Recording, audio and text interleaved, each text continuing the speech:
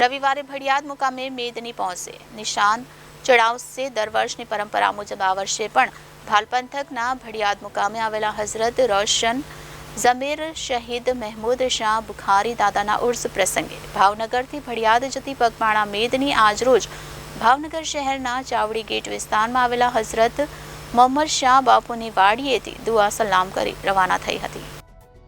આ વેળાએ કસ્બા અંજુમને ઇસ્લામના પ્રમુખ તૌફીક ભાઈ શેખે લીલી ઝંડી બતાવી પગપાળા મેદનીનું પ્રસ્થાન કરાવ્યું હતું। આ મેદની માઢિયા અધેલાઈ અને ધોલેરા 3 રાત્રિ મુકામ કરી આગામી તારીખ 21મીને રવિવારે ભડિયાદ મુકામે પહોંચશે, જ્યાં સવારે 10 થી 11 કલાકે નિશાન ચડાવવાની વિધિ કરવામાં આવશે।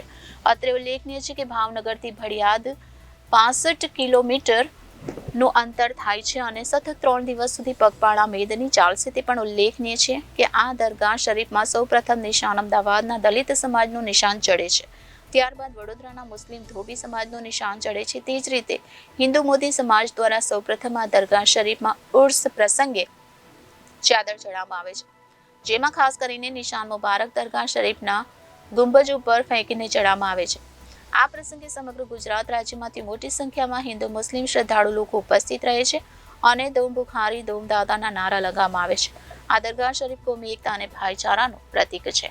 આ કાર્યક્રમને સફળ બનાવવા ભાવનગર સેન્ટ્રલ મેદની કમિટીના પ્રમુખ ગફારભાઈ શેખ, અછત સૈયદ, સોહિલભાઈ ચૌહાણ, અલ્તાફભાઈ બાદશાહ, ઉસ્માનભાઈ શેખ, કુરેશી દાદુભાઈ, હુસૈનભાઈ બાદશાહ, હારૂનભાઈ મલિક સહિતના આગેવાન કાર્યકરો આ મેદનીના કાર્યને સફળ બનાવવા સારી જહેમત ઉઠાવી રહ્યા છે।